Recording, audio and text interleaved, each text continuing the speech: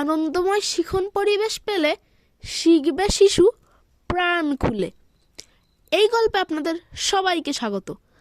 শিশুরা আদর ও ভালোবাসার পূজারী। শিশুদের মন সবসময় চায় হেসে খেলে আনন্দের সাথে থাকতে। শিশুর জন্য চাই সুন্দর আগামী।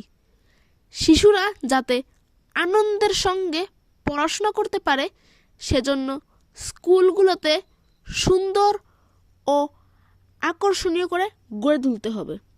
শিশুরাই জাতির ভবিষ্যৎ। সুন্দর পরিবেশ পেলে শিশুরা আনন্দের সাথে শিখতে থাকবে।